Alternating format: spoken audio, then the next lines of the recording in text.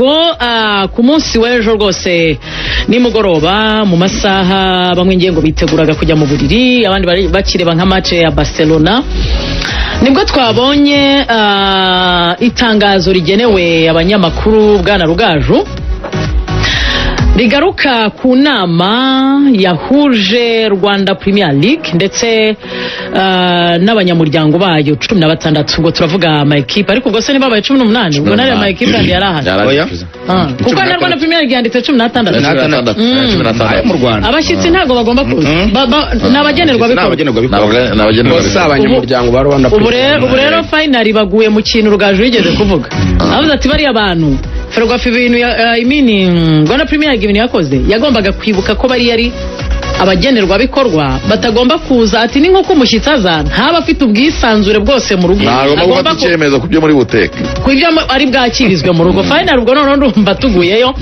Rugaju twabonye iryo tangazo rya Rwanda Premier League baricishije ku mbuga nkoranyambaga zabo rigira riti bati itangazo rigenewe abanyamakuru kuri iki cyumweru tariki 23 kuri 4 Points by Sheraton mu mujyi wa Kigali hateranye inama isanzwe ya Rwanda Premier League iterana mbere y'umwaka w'imikino yahuje abanyamuryango bose uko ari 16. Imwe mu myanzuro yafatiwe muri iyi nama wa mbere inama yemeje ingengo y'imari ya Rwanda Premier League y'umwaka w'imikino 2026-2027 ingana na miliyari 1,280,000 n'ibihumbi 55. Iyi nama kandi yemeje amabwiriza agenga amakipe y'abashyitsi akomoka muri Sudan. Mu gihe ikipe yo muri Sudan yaba iya mbere ku rutonde rwa shampiyona izahabwa igikombe cy'icyubahiro honorary trophy. Igikombe cya shampiyona cya BK Pro League kizahabwa ikipe izaza imbere mu manota mu makipe yo mu Rwanda. Ikipe yo muri Sudani amakipe yo muri Sudani azajya ahabwa ibihembo bijyanye n'imikino yatsinze match winning bonus ko murabizi ibyo Ferwafa Rwanda Premier League yabishyizeho.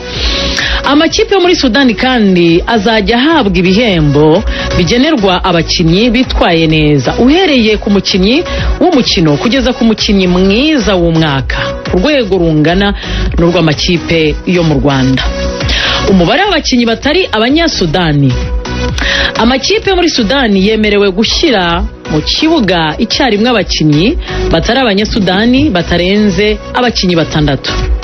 Ku rupapuro rw'umukino ikipe yo muri Sudani ntiyemerewe gushyiraho abakinnyi batari abanyasudani barenze abakinnyi 8. Ngibyo byaganiriwe ku munsi w'ejo mu nama isanzwe yahuje Rwanda Premier League ndetse n'abanyamuryango bayo 16 amakipe azakina uyu mwaka mu cyiciro cya mbere muri shampiyona y'u Rwanda. Ingingo twe tugiye kuganiraho kugira ngo hari izindi turaganira ku cyateje impaka umwaka ushize imikino cyane ubwo habaye cyitwa honorary trophy birangira bati hoya bati ikipe igomba guhabwa igikombe cya shampiyona yagikoreye APR ihabwa national biragenda biratutumba bibyara umwuka mubi kugera ubwo twageze aho turavuga tuti ibintu badufashe bicare babiganireho.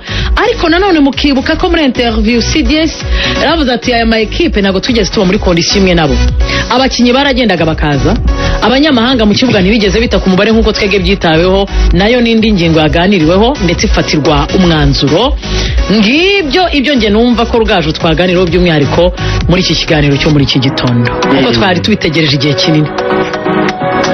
Nge ntekereza ko nkuko binyuzemo byahawe umurongo kandi byarushijeho gukuraho amakimbirane yagaragaye hagati ya Rwanda Premier League n'ikipe ya APR FC muri sezo dushoje. Yanabaye amakimbirane akomeye kubera impamvu ebyiri. Icya mbere ni inyito y'igikombe, icyo nicyo kintu cya mbere gikomeye. Ubwa mbere Rwanda Premier League yaragiraga iti abanyamuryango bose, ubwo byavuzwe na perezida wa federation, nubwo wenda atari we wa Rwanda Premier League ariko nanone federation iri hejuru ya Rwanda Premier League, we yaravuze ngo sinumva ukuntu ikipe yabi ya mbere ntihabwa igikombe.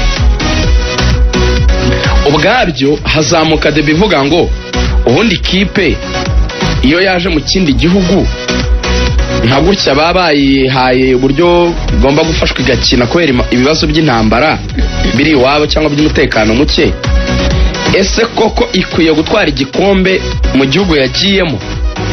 aho iby'iwacu bipfira bibera bibi nuko iteka dushaka kwisanisha ngo igihe bari aha byagenze gutya.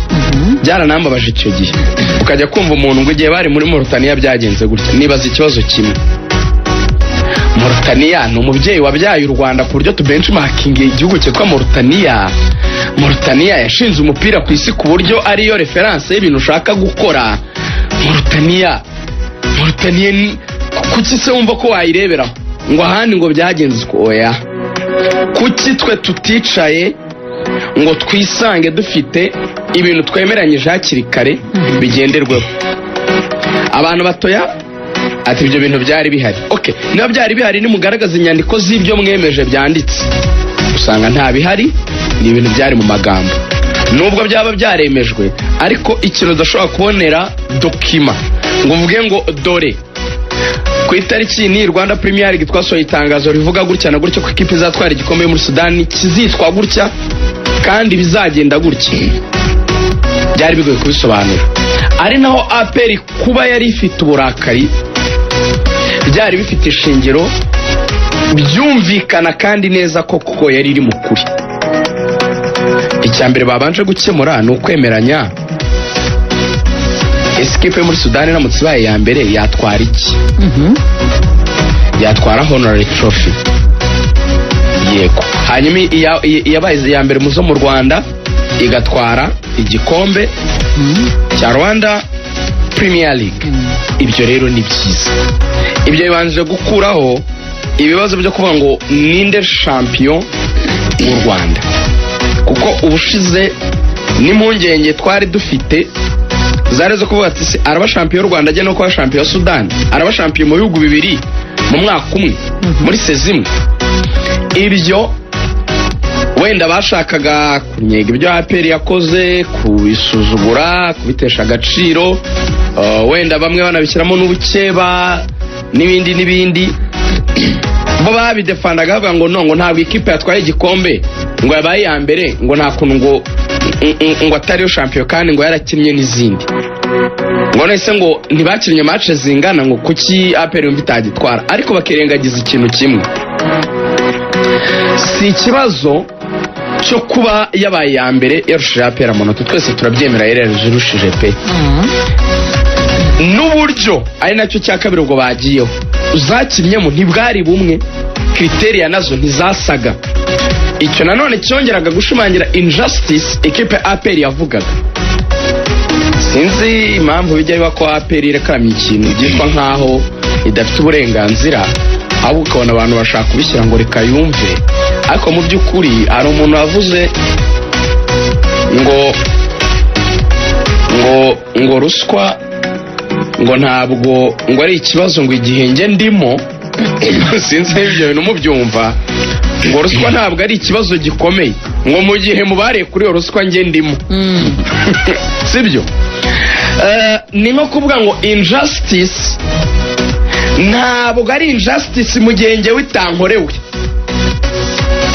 ariko iyo ucecetse ku kintu cy'akarengane buryo ugashyigikiye no kuvuga ngo igihe nawe kazakubaho ntuzarekarane. Uyu munsi wa none ibintu APR yatakaga, shenya Imana ku Rwanda Premier League ibikemuye hakiri kare ikanibitangira itangazo kugira ngo bitazazana izindi manza n'izindi mpaka. Ndababwira ku kintu kijyanye n'imikinire ukuntu ari injustice. Ni gute twicaye ikipe zikemererwa gukinisha umubare w'abakinnyi w'abanyamahanga zishaka nubwo n'abanyasudani atari abanyarwanda, abantu bakavuga ngo oya, ngo n'ubundi izi ni ikipe zo muri Sudani ngo twashyizeho gahunda yo gukinisha abakinnyi b'abanyarwanda ngo kugira ngo tuzamure abakinnyi b'abanyarwanda, therefore ngo ntacyo byaba bimariye n'ubundi ikipe yo muri Sudani kuzakoresha abanyasudani benshi cyangwa bake, ntacyo bimariye umupira wacu hano mu Rwanda. Nta kibazo ubwo rero abashyireho irengayobora bimerera icyo guhatanira, ubwo niyo logike yumvikana. Twe turi 16, uvuze ko igitumye utatwemerera gukinisha abakinnyi bose b'abanyamahanga dushaka ari ukugira ngo ubone uko uzamura abakinnyi b'abanyarwanda. Rwose ku neza ya Federation na Rwanda Premier League n'abareberera umupira na Ministeri, iyo politiki uko mwayicuze 100% nta kinwaye nibyo. Ariko none winshyira muri competition n'umuntu tutari gukina ku mabwiriza n'amategeko bisa, hanyuma ngumbye ko duhatanira kimwe. Ejo bundi mwabonye ko abana babahaye amanota yabo nesa, sibyo? Natanze urugero n'icyo gihe ibero rabyibuka.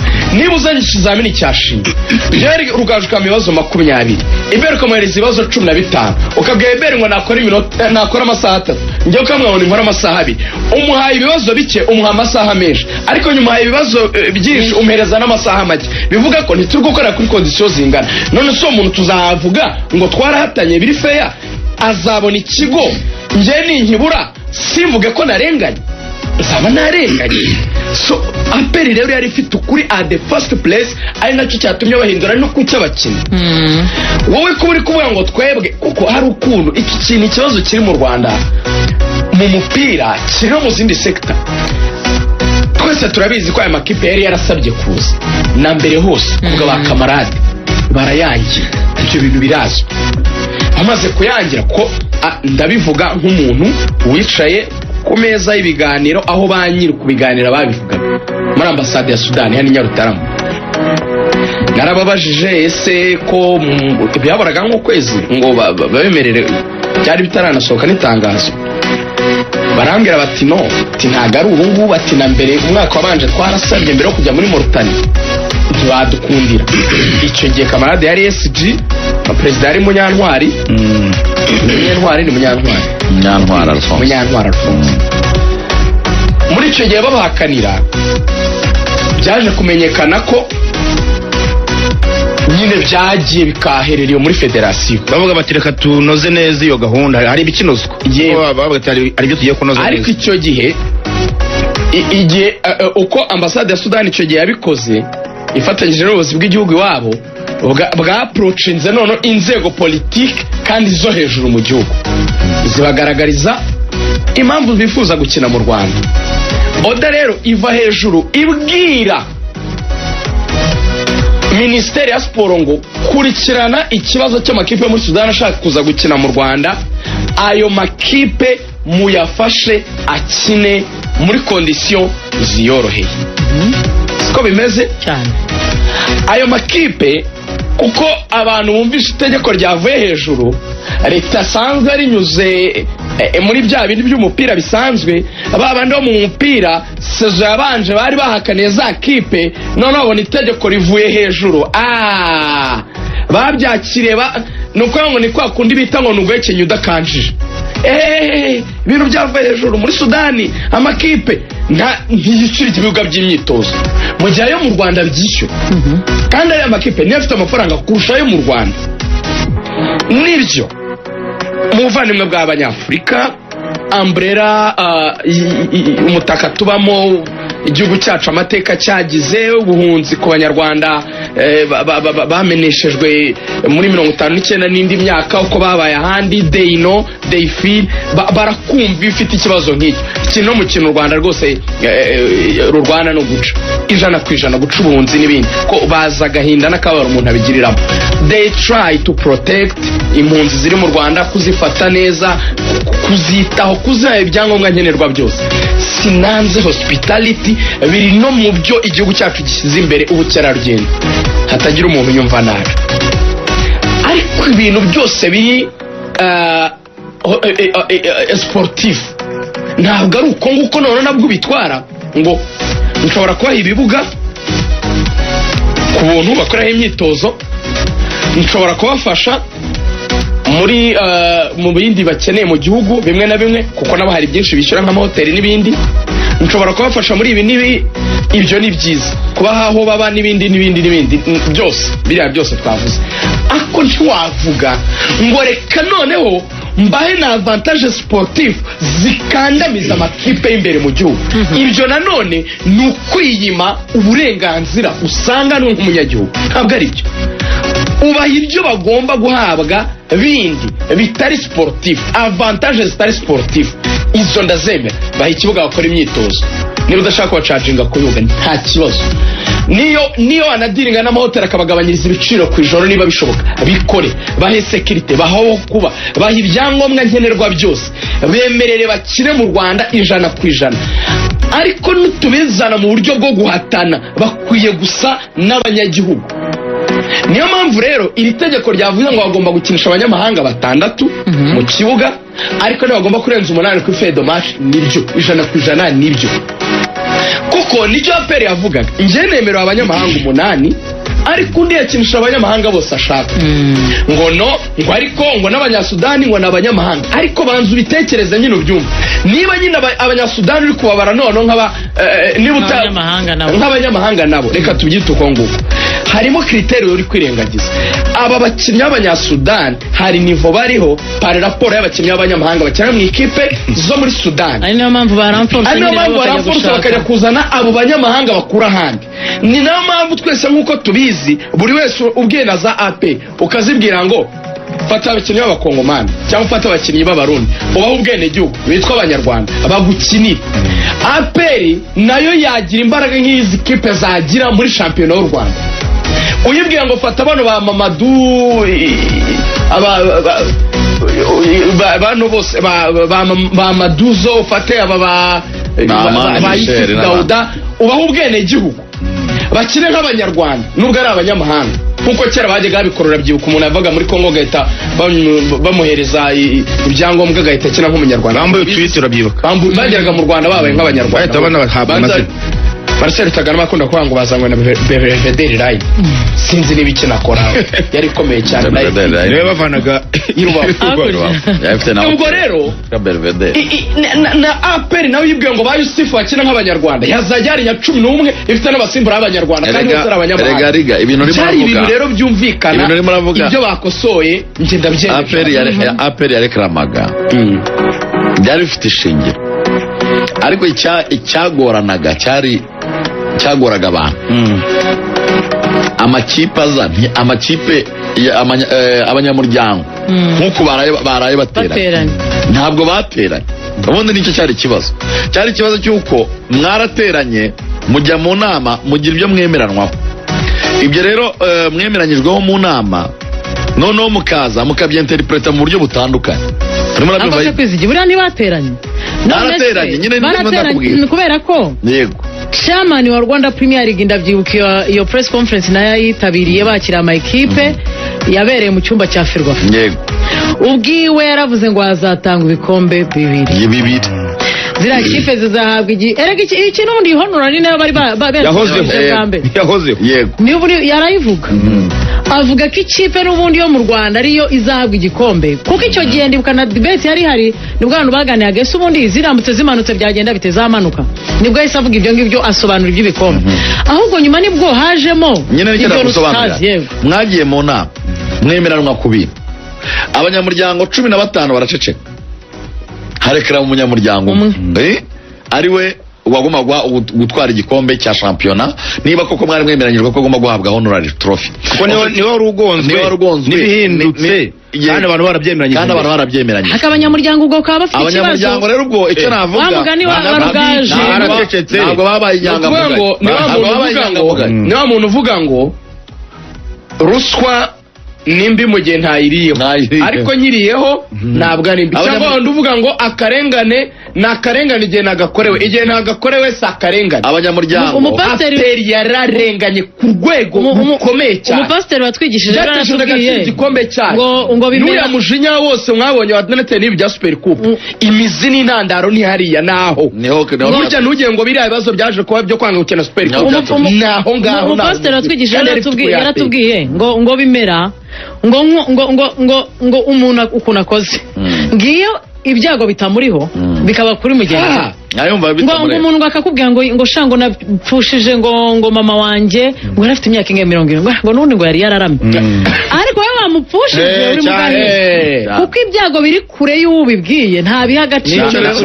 Ariko rero buri abanyamuryango nanone bahuriye ku kintu kimwe, bagasenyera umugozi umwe. Byaje kurangira APR baye mwana murizi abanyamuryango bararebera none birangira abantu batabasha gusobanura niki cyemeranyijwe muri ya nama iyo nama abantu baba batayitabiriye uyu munsi nicyo turimo turashima at least byagiye mu nama mu byandikiye itangazo uyu munsi ejo n'ejo bundi muri shampiyona igiye gutangira nta zindi mpaka zizavuka kuko abantu bazongera bagarurira itangazo bavuga ati dore ngiri mwana ryane kubundi zimaka zatewe na Ferwafa kuko rwose ibintu byari humucyo kuko shampiyona ijya kurangira abantu bari babizi neza ko bazatanga igikombe cya Honorary Trophy rwose umuyobozi wa federasiyo baramubaza bati ko shampiyona ijya kurangira ibintu by'igikombe bizatangwa bite ati ikipe yatwara igikombe ntuyigihe ubwo ahita ashyiraho ko igikombe cya shampiyona kizahabwa ikipe izaba iya mbere kandi icyo gihe Al Hilal yari iya mbere n'amanota irusha APR atavamo niho rero byahise bizamuka bavuga bati APR yarumiwe icyo gihe yavuga ati ibintu byavugiye mu nama ko bigiye guhinduka nuko twe twabyemeje ngo rero kuri kunangira rwose nuko ibintu byari bimeze niyo mpamvu ujya mu twarwe nimugora yambwiye ngo nubundi ntabwo wakemera ko bitazahinduka kuko na mbere nuko reba bitugo ntabwo byahinduka ubu bafite itangazo babikoze none babikora mu buryo bwa brag banaseka ngo none se ubundi ikipe se ngo yatwara igikombe cya shampiyona ngo ntabwo bibaho gizagitwara ariko nyuma babona ibintu bakoze ntabwo ari byo ahantu ari yavuye mu Rwanda ikajya gukina shampiyona iwabo ikanayitwara baravuga bati ikipe twabikomeye bya shampiyona twayihaye shampiyona ni wowe twaye shampiyona ariko ikosa Rwanda Premier League yari yakoze nge nyishinja ni ikintu cyane n'abanyamahanga ariko uzika amakipe yabo muri Sudani uko bavuga ngo abanyamahanga bagomba kuri batandatu ni wabo muri Sudani nubundi n'abanyamahanga nibarenga 6 bajya mu kibuga ni nabyo gari yatewe maga yaragira abanyamahanga 6 none se nibi wabo shampiyona y'iwabo bakinaga ari abanyamahanga 6 kuki azi wawe noneho ugahita bareka bagashyamo abanyamahanga bashatse uzikino bagakurikira nubundi nuko muri Sudani babigenza kuko nk'iki kintu cy'abanyamahanga cyarabagonze pe nuko dufatira ibintu nyine mu buryo bwo haba ikintu mu mupira wacu cyo kuba abantu bahita bahanganisha imbaraga akimara gutangaza biriya bintu Shema perezida wa federation byateye nka confusion muri Rwanda Premier League nk'uko bivuze Iberi abantu babigira akantu gato noneho APR irareklama hakiri kare bati mwitondere izina ry'icyo gikombe babigira brag baragenda bategura stage bubaka ibintu bikomeye muri Kigali Pere bahereza Al Hilal igikombe ko yagiteruye mbere ya APR gitwara mbere ya APR APR yaravuze ngo ibi ni ugutesha agaciro ibintu twaruye kandi tutarakemye mu buryo busa nibyo uzabe ibintu byahise bigana